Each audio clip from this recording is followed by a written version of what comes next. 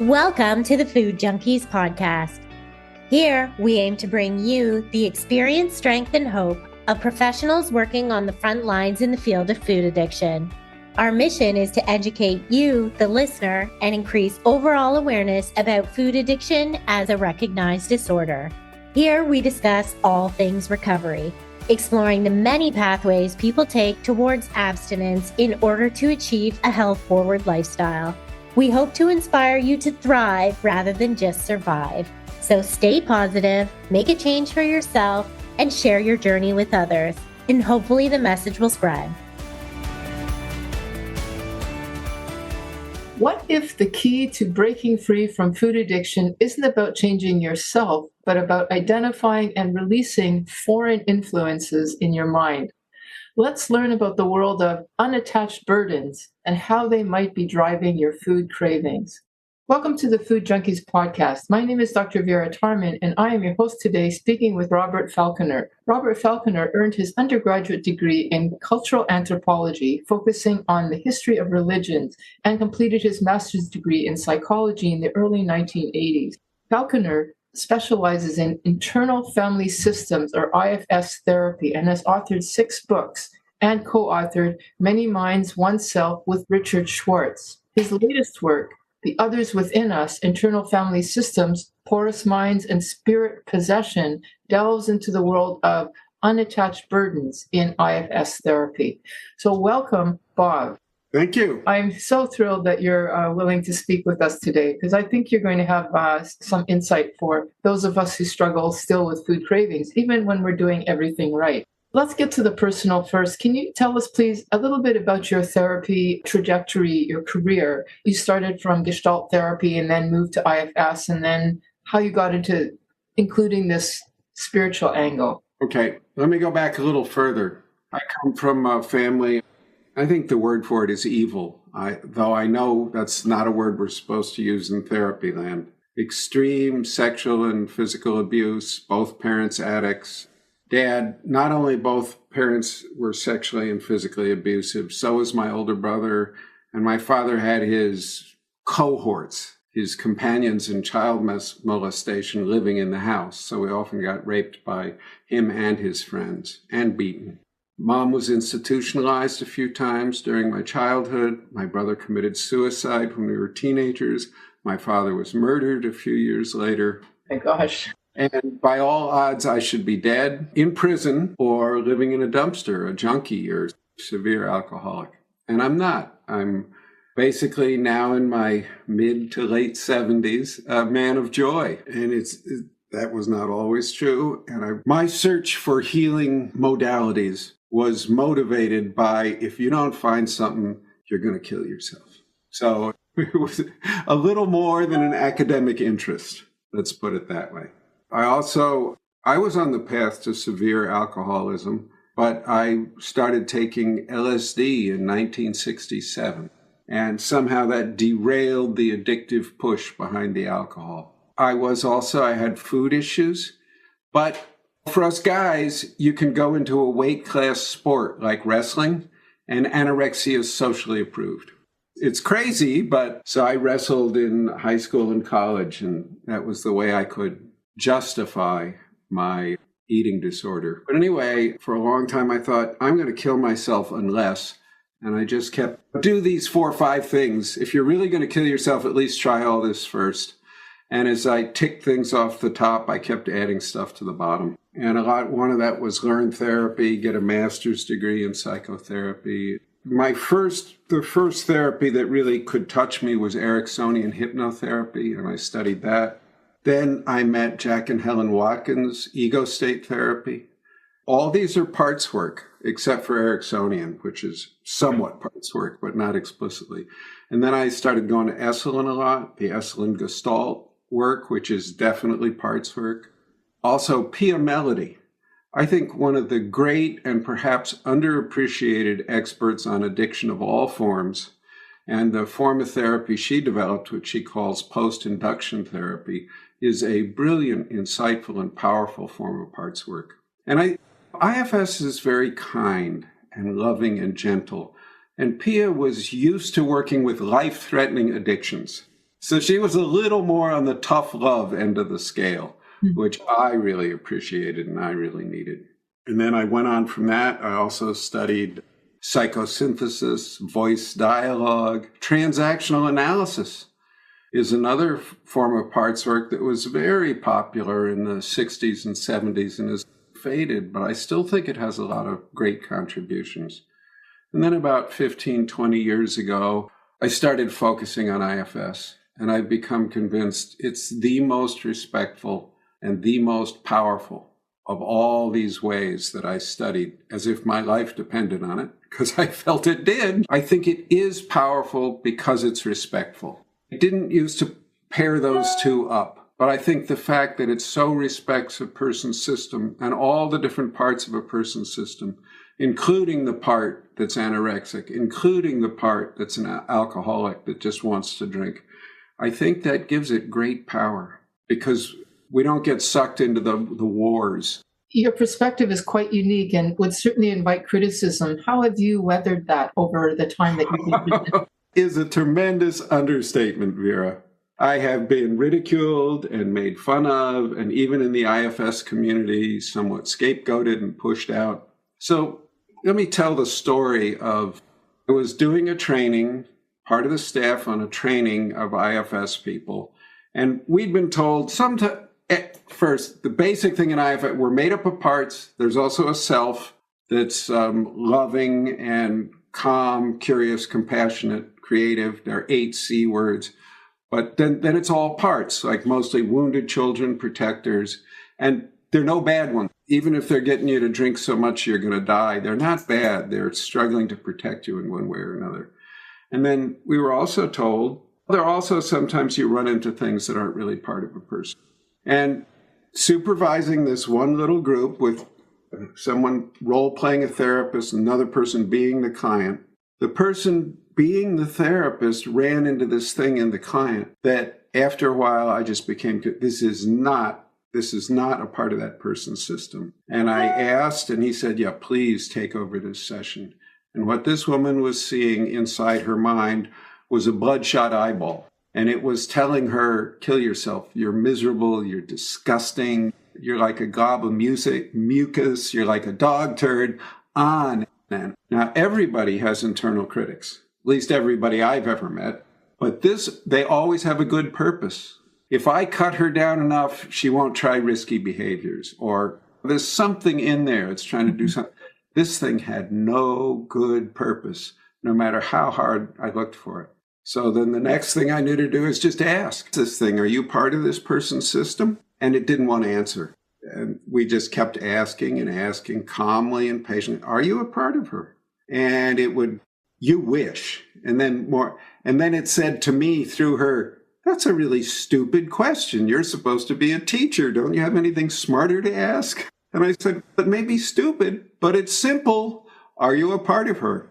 And finally, this huge voice came out of her. No, I'm not a part of her. I'm a much more glorious being, and I'm going to crush you the same way I'm going to crush her. That was what IFS calls an unattached burden. And we were able to get it out of her using very simple tools, because basically I didn't know anything about these things. I wanted to pretend they didn't exist. And we got it out and it went away. And after that, I went into the staff meeting and I felt weird.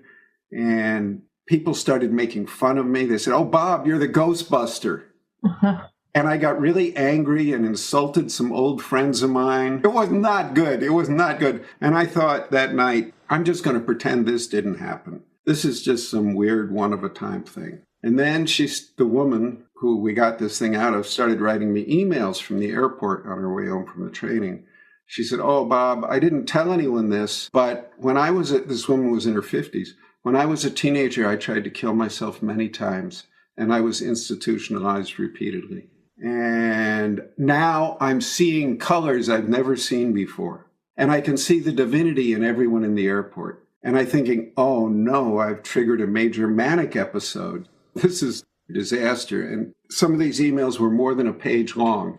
And then she sent an email that changed my life. She said, back then, Bob, if I tried to tell anyone about the non-human within me, They gave me and injected me with terrible drugs. You're the first human being to ever believe me, and you've changed my life. It's a story that as a physician, I would think, yeah, that person had a schizophrenic episode, psychotic episode, and then, like you said, something manic happened. But you're saying, no, there was really something, that diagnosis just would have missed the boat. Completely. Yeah.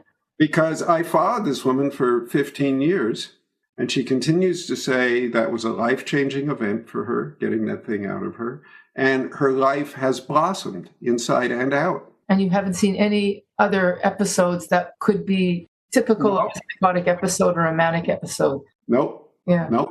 Nope. And when she said that thing, you're the first person to believe me, and you've changed my life. I thought, whatever this is, I need to pay attention. You said that S already had this concept of unattached burden. That wasn't something you actually introduced, that you took something that was there and then focused on it. Because most therapists, they see something like this, just like me, they want to pretend, oh, that didn't happen. That was just find some way to dismiss it. It's immensely uncomfortable. And because I just started getting curious and letting everyone in the IFS world know, you have any of these? And I started getting a lot of referrals because none of the other therapists wanted to touch it. And I just kept studying, and then I started doing a literature review. And because of my background in anthropology, I could put this in the larger framework of spirit possession.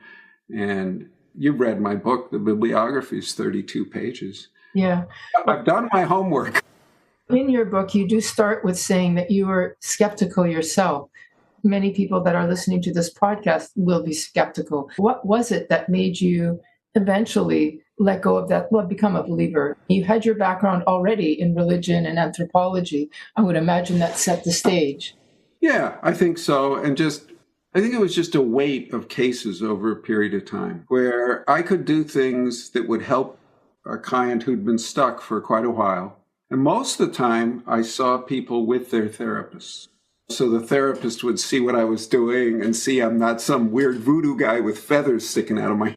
And then I started researching, look, there's all these completely rational ways you can explain this phenomena. You don't have to believe in the supernatural. And then I started looking at the other side of this, which is the positive impacts that seem to come. They're not part of our personal history, which IFS calls guides. Every religious tradition talks about these things.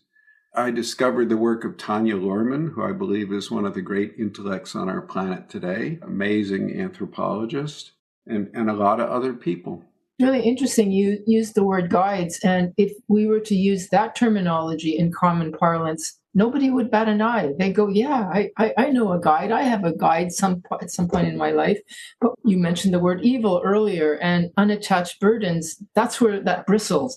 Oh, yeah. Who wants to admit that exists? So can you define a little bit more what the concept of unattached burdens is, and then how you attach that to our history of, like you said, spirit possession, etc.? Yeah. It's some external energy that is doing damage. Now think, and this is really hypothetical, they're actually some kind of parasite. They're feeding off of negative energies. But every religious tradition has these too, pretty much. Some kind of external energy that damages people. Now, this whole idea of external energies in someone's mind, that was a big stepping stone for me, stumbling block right at the beginning. But the whole science of epigenetics and this idea of ancestral trauma, and IFS calls it legacy burdens, there is hard science behind this now. We can do it with rats. And that's the standard of reality these days. If you can do it with rats, it's real. People, Diaz wrestler experiment, I could go into a little bit if you want. Sure, please. Diaz came from the slums, the Hispanic slums of Atlanta. Wrestler with an R, not a W, was a Harvard D professor up there. And Diaz had noticed that mental illness and addiction tended to run in families. He thought, could there be something more than behavioral transmission? And behavioral transmission falls apart, I think, because in many alcoholic families, there's one generation bad drinkers. Another generation, teetotalers. And then the next generation are bad drinkers again. So there's not a direct kind of behavioral transmission. Anyway, Diaz designed what I think is a brilliant experiment to test this. He took a male rat. He exposed it to a pleasant chemical smell, pleasant or neutral, like almonds or maybe cherry blossoms, something like that. And he paired that with an electrical shock until the rat had a startled response to the smell of a chemical. Then he took sperm from that rat, and in female rats who had never met this rat, who'd never been exposed to that chemical smell, when they had pups, when those pups were old enough, they had startle responses to that chemical smell. Now that's supposed to be, or we used to think, that's absolutely impossible. But this has been replicated all over the place, and it continues for many generations. How many is up for grabs right now? So things can be inside of us that come from ancestral trauma we don't even know about. I think that's clearly demonstrated. And for me, that sort of cracked open a door. Oh, there's stuff inside my emotional makeup that's not from my own personal lifetime. It's not really part of me, and it has big impacts, or it can have big impacts. I want to say both for good and for bad. So that sort of cracks open the door. And once I tried to stay away from these questions of what are these things, because it just left me boggled. So far, what you've convinced me of is that there might be a DNA transmission somehow, like the smell. How does that relate to unattached burdens, though? It's some experience you never had that is in you, alive in you, and causes different behavior. Look at the Holocaust survivors. Yes, I was thinking that.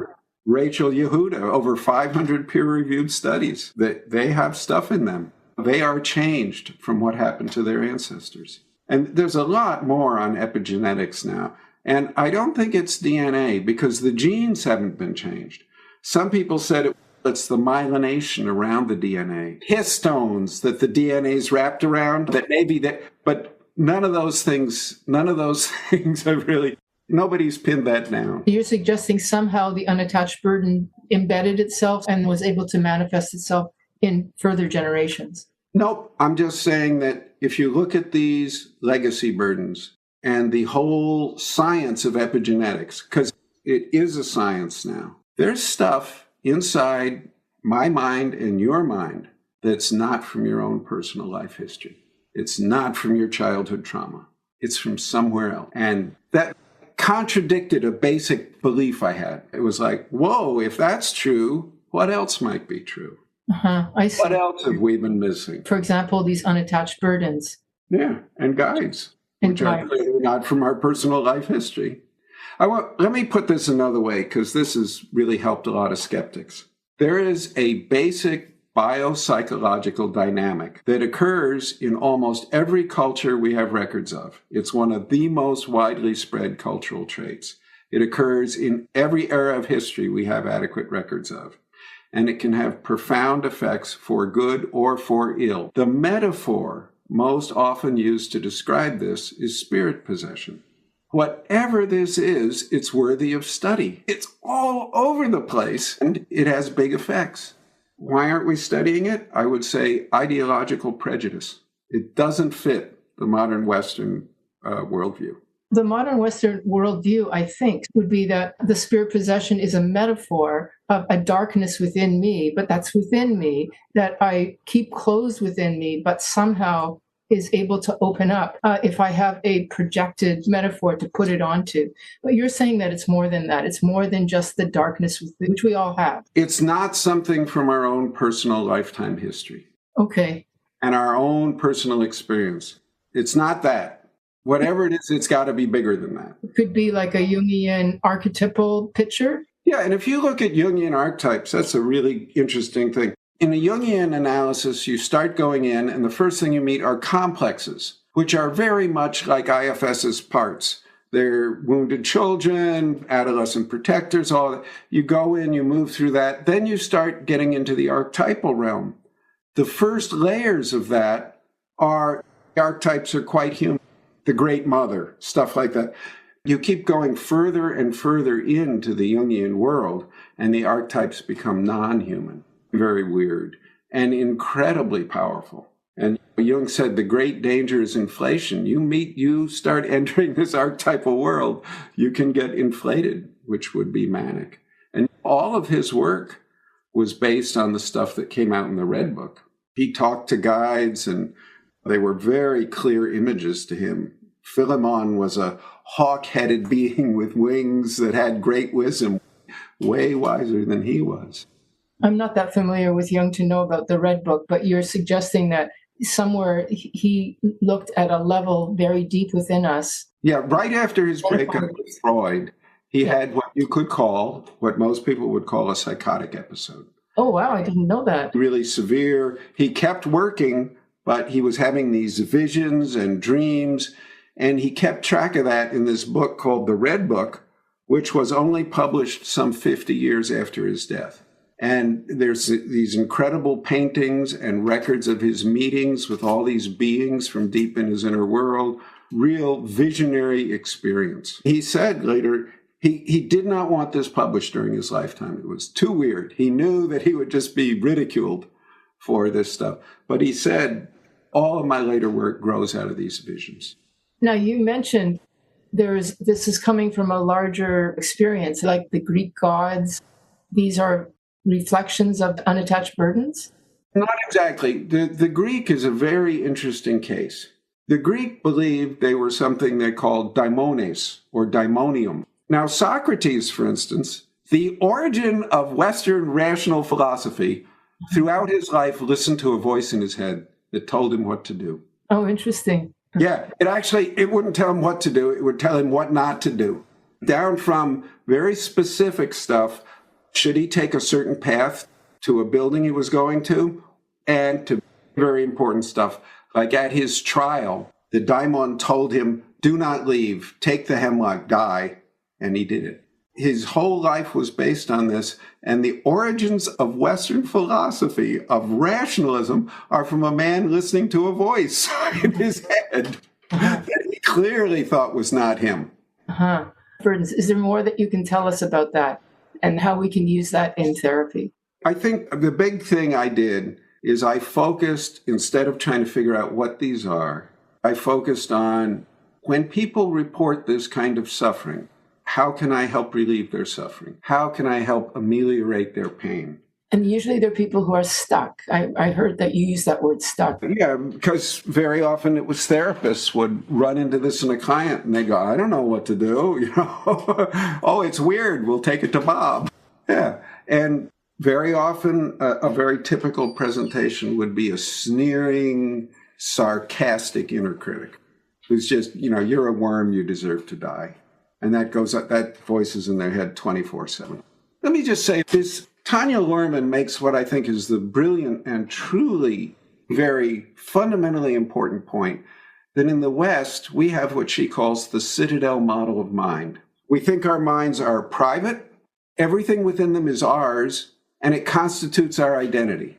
And there are other people who've come up with the same theory. Charles Taylor at the University of McGill called it the buffered self. Isabel Clarke, a psychologist in England, calls it the billiard ball theory of mind. It looks tough and strong, right? Great big fortress. It's actually incredibly brittle and therefore fragile. And porous, too.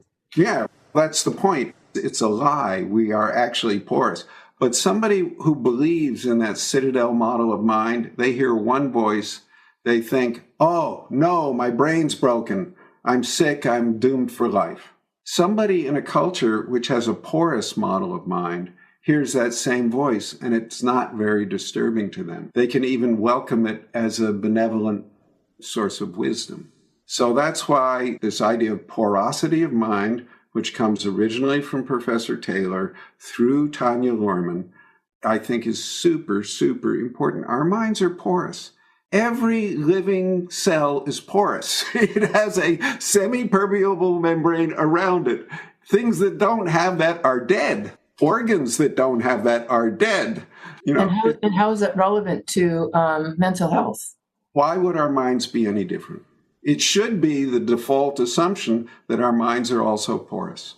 And if we hold our minds as porous, hearing voices, for example, would be a normative phenomenon. It would not be a sign of psychopath. And one reason I think this is so important, most other cultures, when people start hearing a voice or something, they have a way to help that person receive that experience in a good way, so that it's not a life-destroying thing of, oh, I'm psychotic, my brain's broken, I'm going to have a miserable, lousy life. Instead, it becomes like a gift, a dangerous, difficult gift, but they can support the people because they have a framework in which they can receive this kind of experience in a good way. We don't. And that's a tragedy. Now, let me give you a couple examples of one thing I want to say. The whole idea of mental health is a Western cultural construct. It is very culturally determined. Most anthropologists, when they're talking, they don't use the term mental illness about other cultures because it's imposing our worldview. They very often say the idiom of distress. The very concept of mental illness is, it's very culturally unique. And I think it's really got big problems. So let me give you a couple examples here. One is from Tanya Luhrmann. This is an earlier study of hers. She's done much larger studies on this same topic. She compared people with acute psychotic episodes in San Mateo, California, Accra, Ghana, and Chennai, India. And we here in America spend something like on the order of magnitude of 1,000 times as much on acute psychotic episodes as either of those two countries. Guess who gets the worst results? We do! She says, her theory, and it's just a theory now, she thinks it's because of this citadel model of mind we have. If someone here starts hearing voices, they think my brain is broken. Our local witch doctor, the psychiatrist, comes in and says, yeah, your brain's broken. You're going to have a miserable little life. This is incurable. You're going to have to take these really big-time meds for the rest of your life. Sorry. In Accra, Ghana, they have what she called a cosmocentric definition of the self.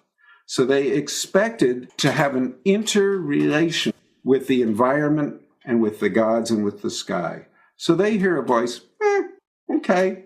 Maybe they needed to be confined for a while when it was really acute, but it doesn't mean they're somehow fundamentally flawed or broken. They're just more porous, really. Yeah, exactly. And actually, this is a blessing, too. This is where all our visions come from. This is where a lot of creative inspiration comes from. What's so interesting is in the very society that you're talking about, ours, where we close our doors to this, there's a side where we're so interested in the psychedelics to do that very same thing, to become more porous. There are other people who've studied this who said that the major suppression of this started in the Reformation, Counter-Reformation period. Uh-huh. They said ever since then it's been trying to bubble back up. You cannot keep this stuff. Just keeps bubbling up, and then it's whack-a-mole. We try and smack it away. It won't go away. Let me finish the story. Yes. In India, Luhrmann says they have a sociocentric model of self. So when they hear voices or have these other, quote, psychotic experiences, they think of this as, oh, that's just like my aunt. She was always nagging. That's no big deal. They can go on and live good lives. And what I think is truly tragic, we are exporting our way of dealing with psychosis all around the world. And in India especially, the government there, in the name of modernization, is actively working to destroy all the traditional healing temples that got better results than we do. And they are succeeding in destroying these temples. We should be there learning from them, but we're too arrogant. Whoops, I'm getting a little strident here. I'll calm down. But it is immensely upsetting to me. When I read your book, you started to use the word evil a lot, and I started to feel uncomfortable. I get the guide piece, but the evil, that there's something evil. I like to believe that actually evil is a construct that doesn't exist, that there's actually maybe a benign neglect, but not actually intentional evil. Please elaborate. Okay. I know this is a word most people hate, and most of these unattached burdens, I've come to believe, are actually just lost, suffering beings themselves. Yeah, elaborate on that. Let me say this. One of the things that's most difficult for people is the idea of treating these things They can accept like an energy would get in your head that was bad for you, or like Richard Dawkins and his idea of memes and memeplexes. He talks about viruses of the mind. Yeah, he does. Parasites, viruses, yes. Yeah, that's exactly this stuff. Exactly. With a total... He's one of the most rigid, fundamentalist atheists on the planet, and he's talking about the exact same thing. And he says these viruses can get in people's minds, they can replicate there, and then they can spread to other minds. We're right. There's something that can get in our being that's not us. Atheists will say that, not just a religious person who believes in heaven and hell, but an atheist, Richard Dawkins. Yeah, one of the most brilliant and argumentative atheists on the planet. He's not just a little bit an atheist. He's really strong in that. Let me just mention this other thing, the idea of distributed cognition. Are you aware of that? No. This is something that's come up, and it's very hard science. It came up in naval command structures and air traffic control. These are like, you don't want to be woo-woo. No. So the question is, think of a pilot flying in, and there's the guy in the tower. Where is the intelligence? Is it in the pilot's head? No. Is it in the air traffic controller's head? No. Is it in the instruments in the pilot's display? No. Is it in the air traffic controller? No. Is it in the remote radar installations? No. It's in a system. It's distributed. And to have any intelligent discussion of the nature of intelligence in this kind of system, we have to consider the whole interrelated system. The same kind of argument in naval command structures. Where is the intelligence? And these are situations where people's lives depend on this stuff. And so this idea that our minds are porous, even the dry, sort of boring cognitive part of our minds, I think a lot of people are moving in this direction. I want to move to addiction now. Okay, let's move to addiction. Addiction. But the reason why I really picked up on this is that so many people will say, it feels like there's something, not me, that keeps driving me to use because I don't want to use anymore. And I just wondered, could that be an unattached burden? Yes, but the rule in IFS, which I think is really a good one, assume it's a part, assume it's a part, assume it's a part, until you're absolutely sure it's not a part. And I think in med school, you probably heard this. Most doctors I know heard this. When you hear hoofbeats, do not think zebras. Yeah, UBs are the zebras. Stick with horses, cattle, donkeys, all that stuff first, parts. Most time, the IFS model of addiction is there's what they call a firefighter. It's a kind of manager whose job is when the pain in this system becomes intolerable, it will do its firefighter behavior to put out that pain. It does not care what happens. Collateral damage does not matter. Addictions are classic firefighter behaviors. Then usually there's a manager over here who's saying, you idiot, you got us drunk again last night, God damn you. And these two are going like this, bang. And each one will point to the other and say, that's an unattached burden. Get rid of that one. Everything will be fine. You don't want to do that. What you want to do in the IFS language is there's also self, which is this witness function. So you establish relationships between the manager and self and the firefighter. And then you negotiate with both of them in a loving, kind way. Always, if these are parts, both of these are protecting something vulnerable down under. For the firefighter, it's obvious. It's putting out the flames of unbearable emotion. The manager is trying to prevent that emotion from ever being triggered in the first place. So this is the basic structure. And we want to befriend that firefighter and get its permission to go help who it's been protecting. Saying stuff like, there's ways we can deal with this pain without you needing to get drunk. Would you be willing to let us? And almost always it will say, no, you idiot, you can't do that. I've been trying for years. How about as an experiment, you let us try and see if we're full of bull. So that's the basic model of addictions. I've given trainings that last 80 hours on that basic model. So very often, though, this firefighter has things attached to it that are making its behavior more extreme. We just have to be really careful to make sure it's not a part before we start dealing with it. That's the single most important rule in dealing with these things. What's the clue that tells you this is not just a persistent part? Great question. Parts always have a good intention if you keep asking. Like, for instance, with these firefighter class of beings, the biggest firefighter is almost always suicide. The suicidal part is saying, when things get really bad and it's just unbearable, I got the key. I can get us out of here. I can save you. I can take you out of the flames. It's heroic, actually. It's the last-ditch defensive structure. Mm-hmm. And it's got a good intention, which is to stop the pain. If you keep asking any addicted part, why are you doing that? What's good about that? What are you afraid would happen if you stopped doing that? You'll find a good intention. And then you can join with the good intention and help it do that. But these unattached burdens don't have a good intention. You expected and anticipated that they would ultimately be honest with you. They would say, no, I have no good intention. There's some things they don't seem to be able to lie about. And if you just keep asking, what's good about that? What's good about that? What's good about getting her to drink? So what's good about whatever it is, over and over? And eventually, if it's a part, it will be, there's something that's protective of the system. I'll stop the pain. If it's an unattached burden, the answer would be something, that means I win. Or I get to feed off of you. You can't get rid of me. Stuff like that. Like a real malicious... I think probably all of these things are suffering beings somewhere down under. And I don't know about the ultimate existence of evil.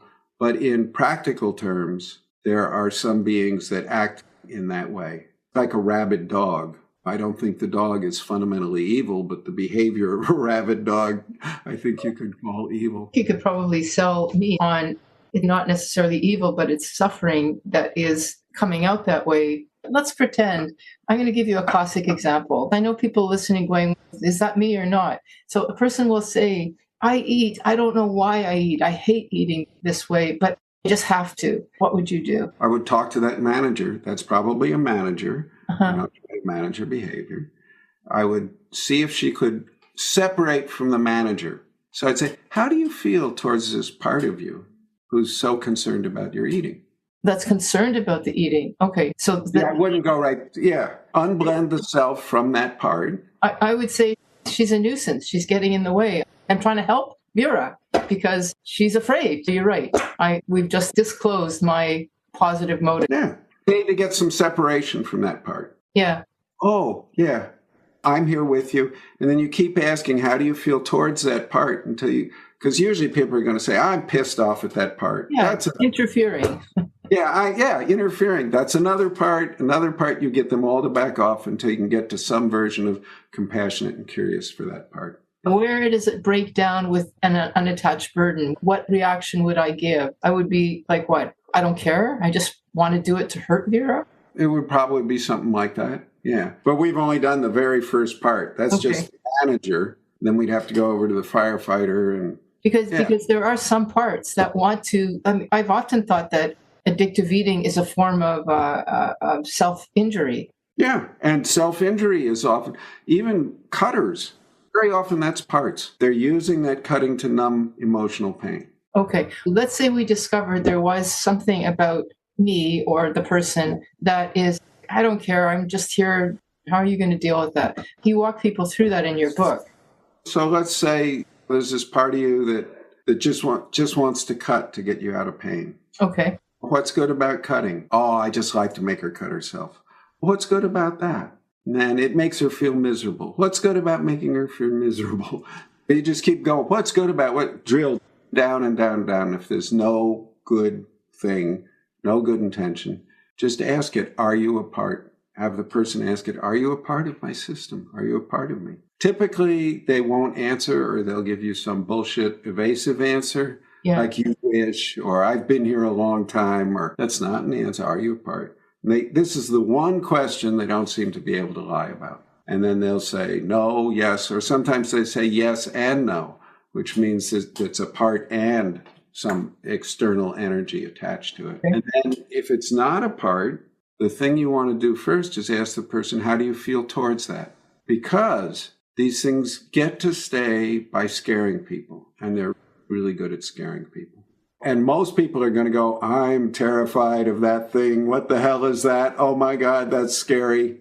That's not a response from self. It's not a response from their core being. That's another part. So we have to help the person to work in a loving, kind way with that terrified part until it's so well connected with the person's self or in some safe, contained environment away where it doesn't have to watch, where it feels safe, that there's no fear left. And we just keep asking the person over and over, how do you feel towards this one? How do you feel towards this one? And if you eventually get to, I'm just curious about it. What is this thing doing in me? Then you can go ahead and you work with that other thing. And then just say, now it's time to leave. Yeah, there's a lot more I want to do first. Yeah.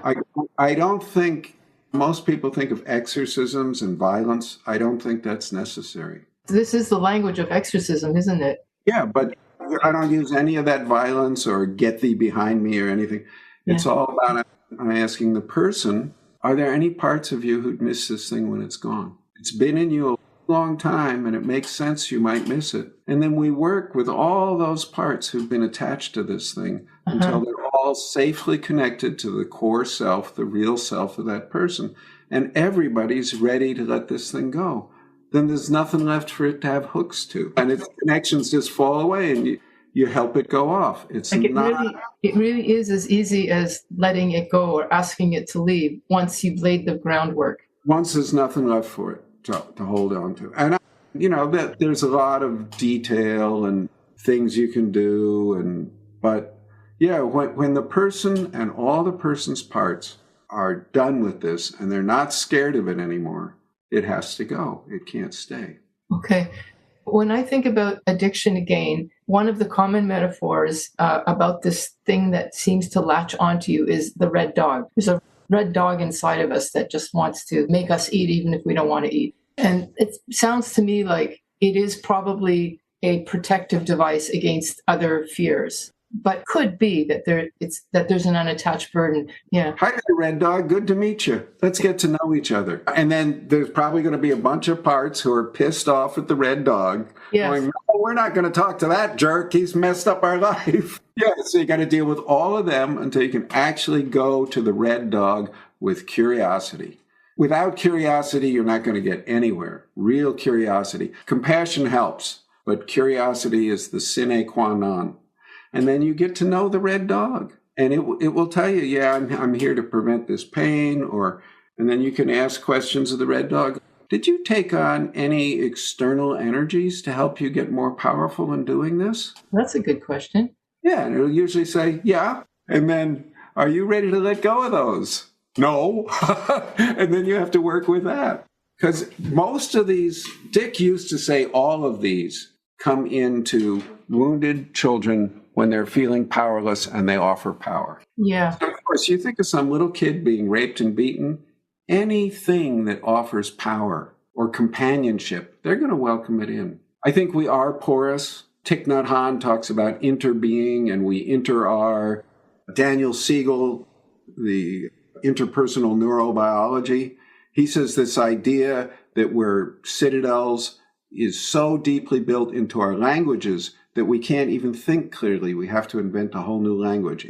Our language prevents us from thinking. And I want to say, there's an image from William James that I find helpful. He said, if you look at people, it's like we're all separate islands in the ocean. But if you go under the ocean, we're all from the same seafloor. We're all the same thing. And then with this attitude of porosity of mind, psychic experiences are to be expected. They're not something weird or unexplainable at all. It allows room for a lot of other things. One more thing I'll squeeze in here. This guy in England there are measures of porosity. There are a lot of them. One of them is called the schizotype measure. It was developed by Churchill, I think his name was, in England. And he started out purely just trying to measure psychopathology to help with diagnosis and stuff. And then as he worked with this thing for a decade or more, he started realizing that the people on the high schizotype numbers, they were also vastly more creative. They also had a lot more extrasensory perception, and they also had a lot more profound spiritual experiences. So he started going, maybe this doesn't just measure psychopathology, maybe it measures a characteristic of all human beings, which I would say is porosity of mind. Our minds are porous. They're open to other influences, even if you need to conceive of them as viruses like Dawkins. Yeah. Okay. What is next for you? You just had this book published. Yeah. What's next for you? Okay. I already published another book. When you're going through hell, keep going. Interesting. Okay. And it's a book of quotations and little short stories that I found I've used in therapy many times. And they also help me a lot. I put that together. I also have another book coming out early next year on, we haven't settled on a title, but I think it's going to be Spirituality and Healing in Emanuel Swedenborg and IFS.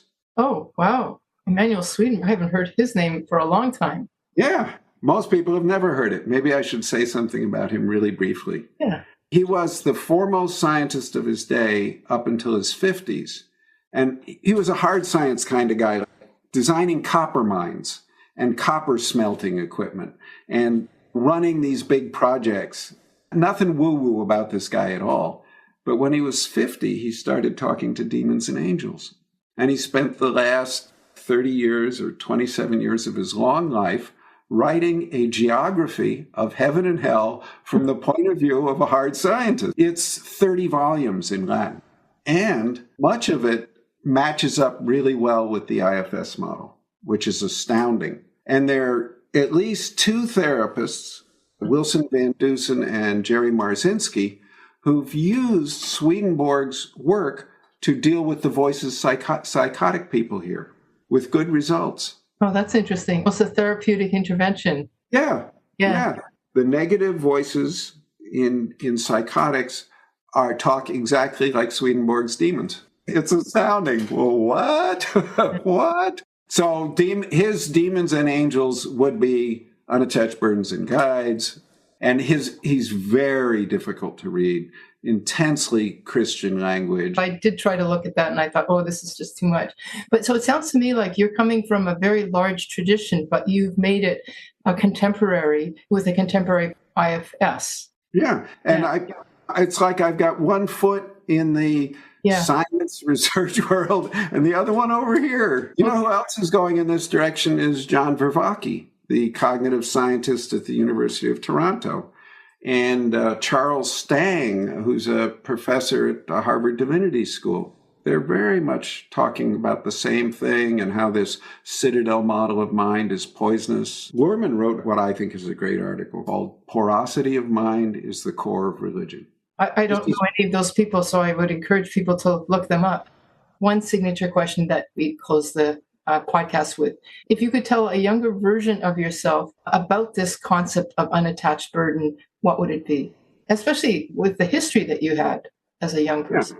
Yeah. The universe is much vaster than we have any idea about. Do not accept any ideological limitations on your experience. Go to it with an open heart and curiosity. Hopefully, you'll be much wiser than I am. Because we know almost nothing on this planet. We're all still in kindergarten. Hopefully, you'll take us all a little further. Thank you so much, Bob. That was an incredible conversation. Thank you. Thank you, Vera. Great talking with you. Thanks for joining us this week on Food Junkies Recovery from Food Addiction. Make sure to join our Facebook group, Sugar Free for Life Support Group. I'm Sweet Enough. Molly and Clarissa are food addiction professionals who offer one-to-one counseling and group coaching through Sweet Sobriety. Please subscribe to our show so you never miss an episode. While you're at it, if you found value in today's episode, we'd appreciate you leaving us a review on your favorite platform.